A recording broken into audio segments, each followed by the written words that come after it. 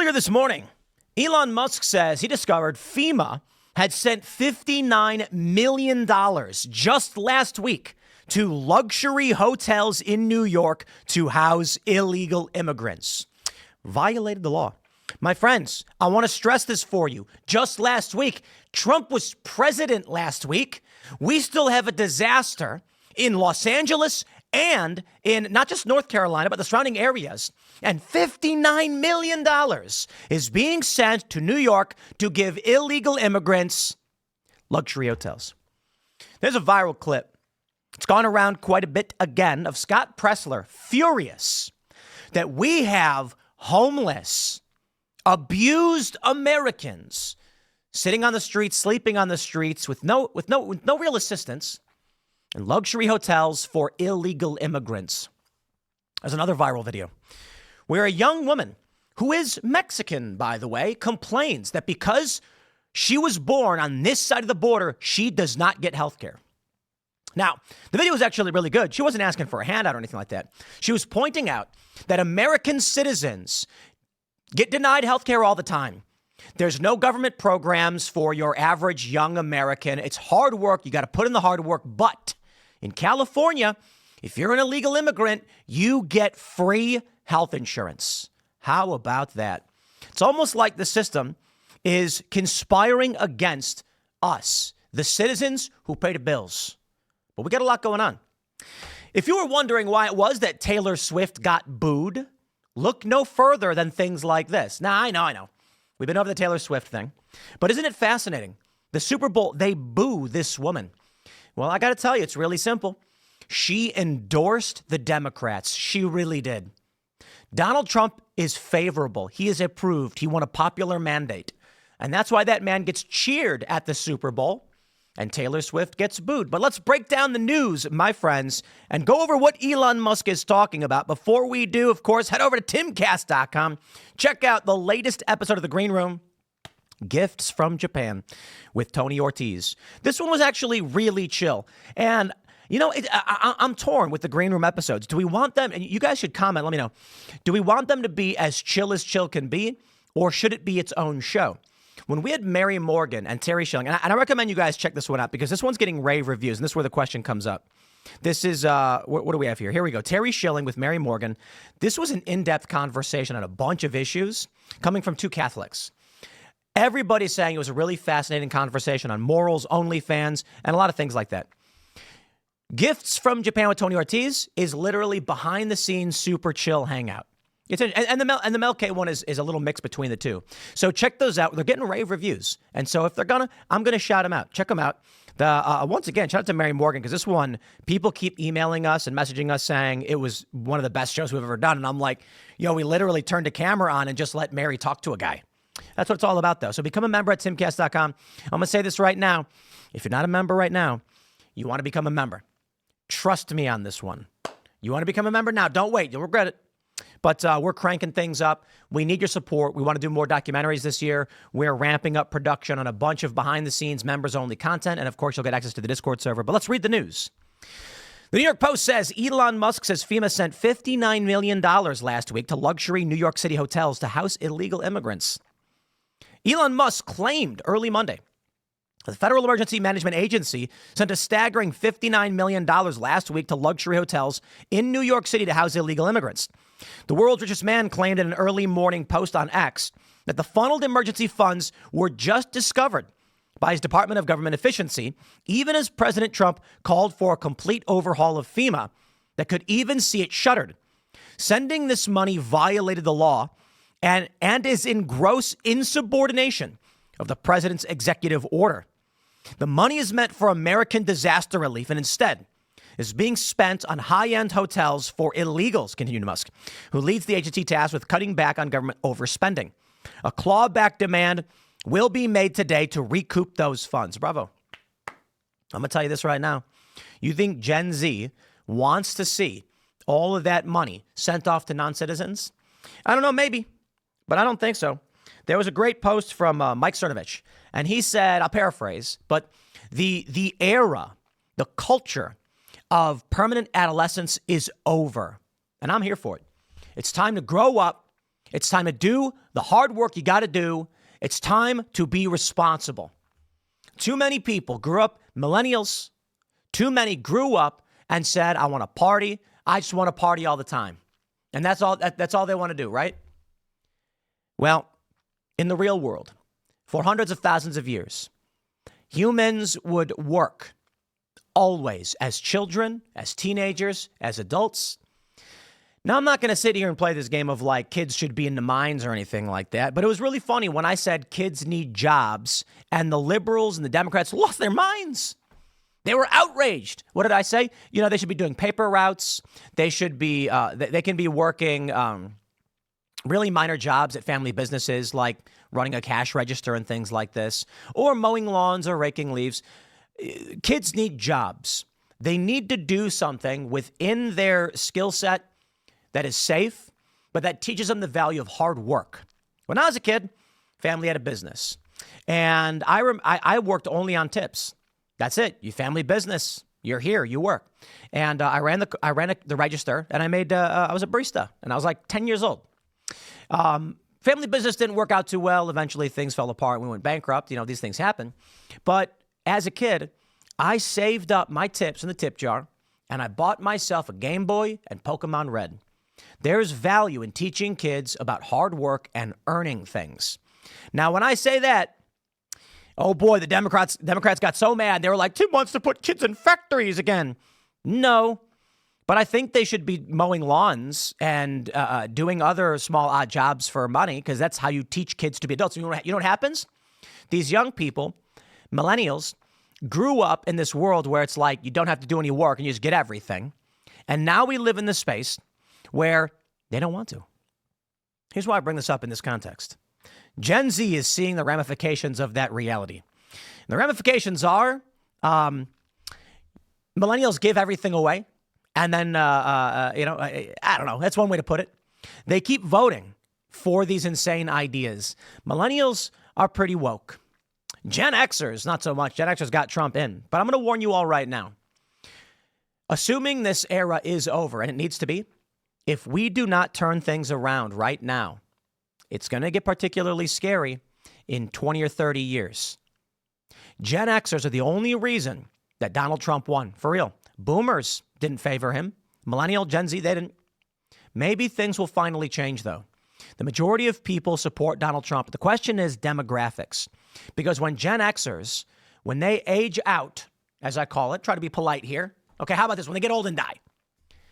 Well, then you're going to be left with a bunch of millennials and Gen Z and Gen Alpha. But I'm wondering if the younger generation will be able to overcome the insanity that the millennial generation, look, I don't want to blame millennials entirely. Let me pause for a second. That millennials were raised this way and then built a world around this based on how they were raised. It is the fault of all generations, not a single one.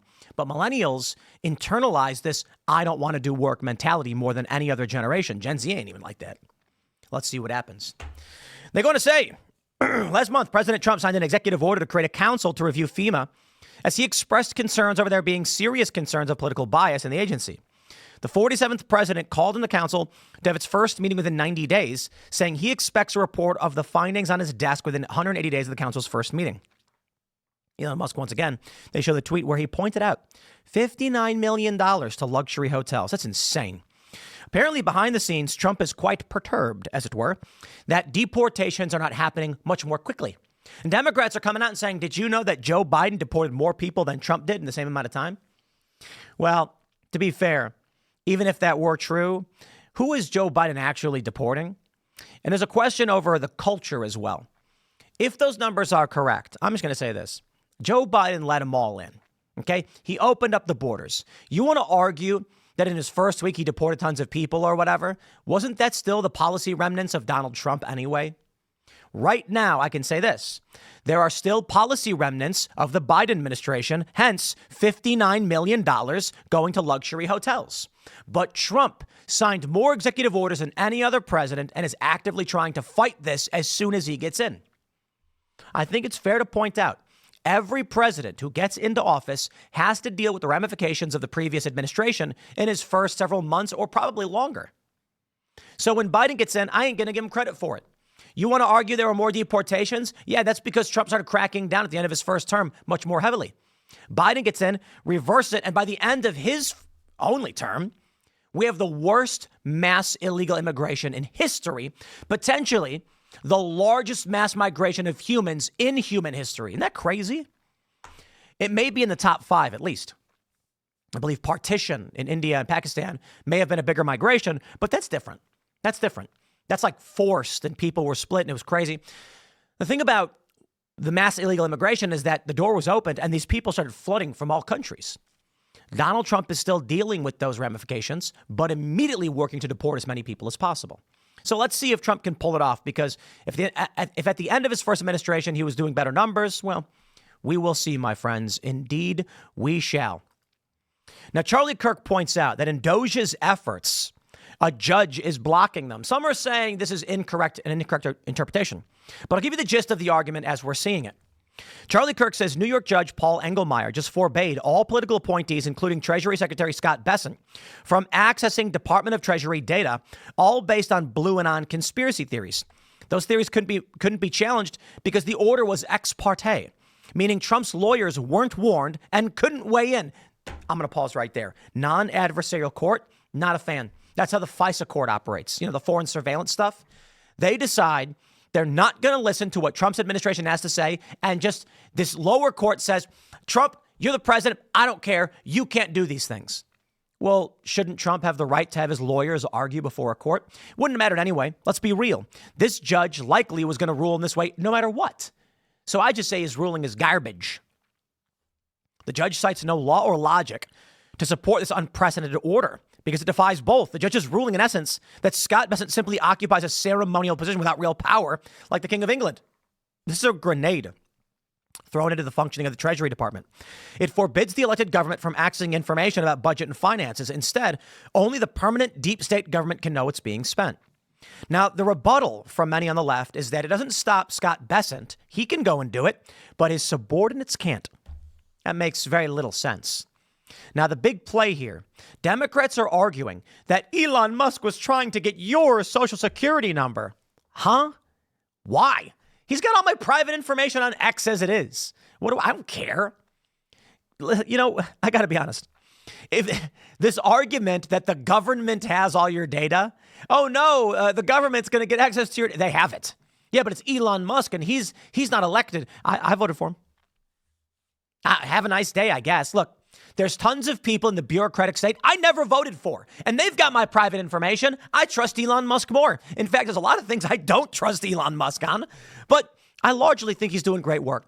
And now, as for Elon Musk and Trump and the people on the right, what the argument here is, it's actually really simple. We are looking for waste, fraud, and abuse. We are going to go over the spending the Treasury is doing to figure out where the waste, fraud, and abuse is.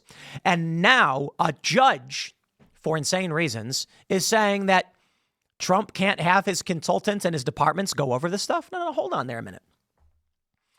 We heard this from Ian. Ian said, I don't like the idea that Elon Musk is a de facto administrator of the USDS, the United States Digital Service, now called the United States DOGE Service, by the way. Well, Ian corrected the record and said I was wrong. I looked into it. Trump is allowed to appoint a special government employee for 130 days. That's Elon Musk. He can operate, consult, and he is allowed to do these things. The employees of DOGE are government employees and are allowed to do this job. So in what reality is a judge able to say that executive branch employees tasked with reviewing financial transactions are barred from doing so? Well, it's actually quite simple, isn't it? Elon Musk says FEMA sent nearly $60 million to illegal immigrants for luxury housing. I wonder why these people don't want us to be digging through the Treasury records. It's going to be really interesting to figure out what was going on in the bigger picture, ain't it?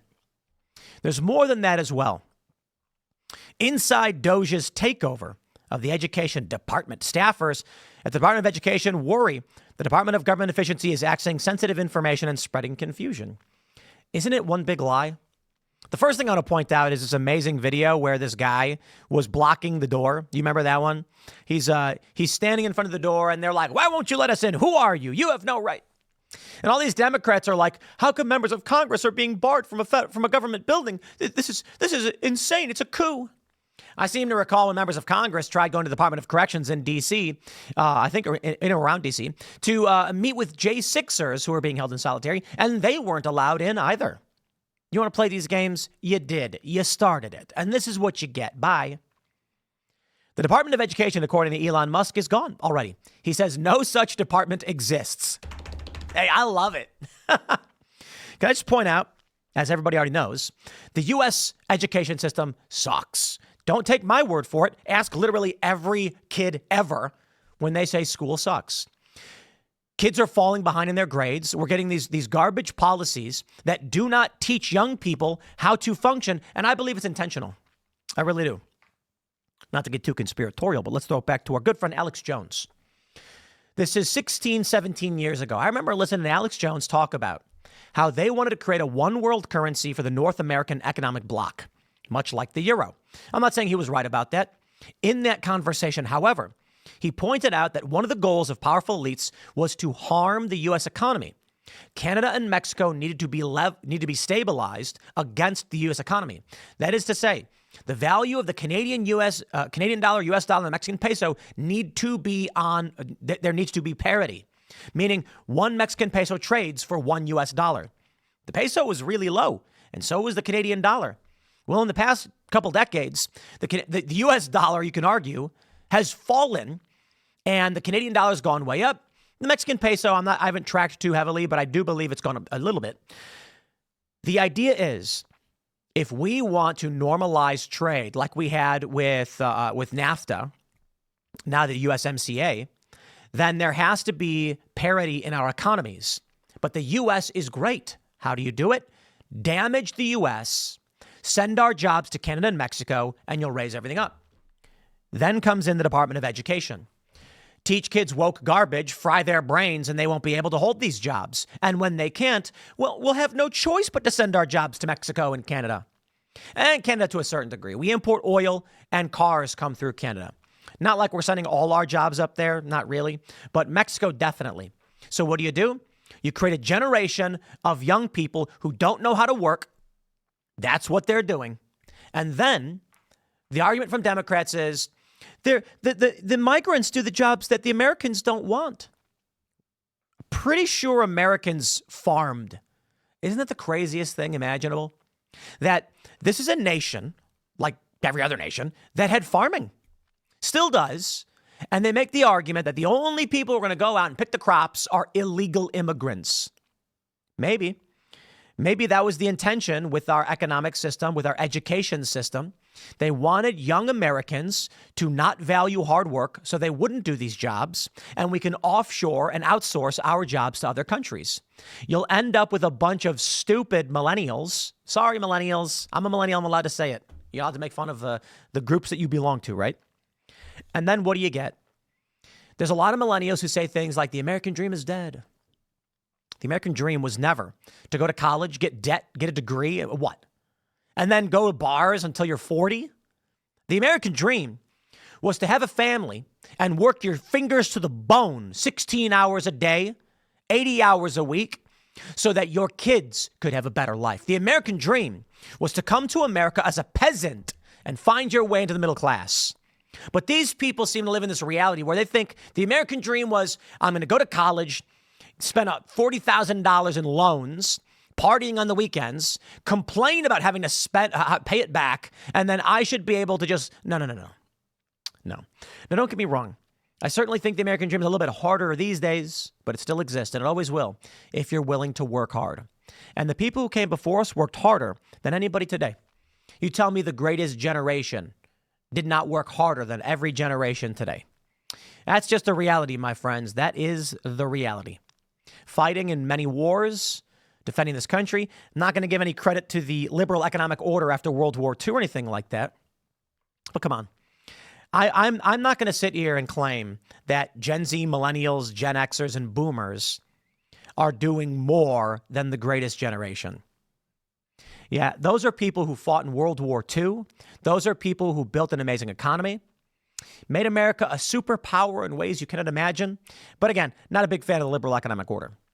These days, you've got young people who just don't want to work.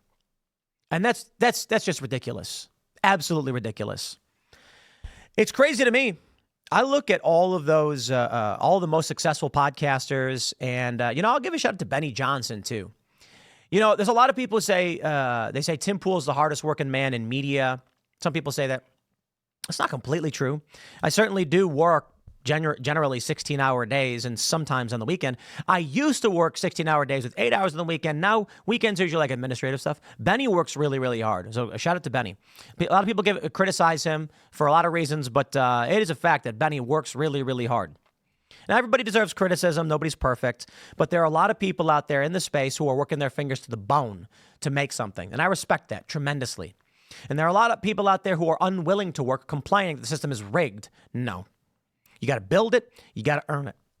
Thanks, Obama. What did he say? You didn't build that. Bro, we get it. I didn't invent YouTube, okay? I didn't write these articles, okay? But I comment on them. I fact check. I do the sourcing. I did the groundwork, traveled the world, learned as much as I could.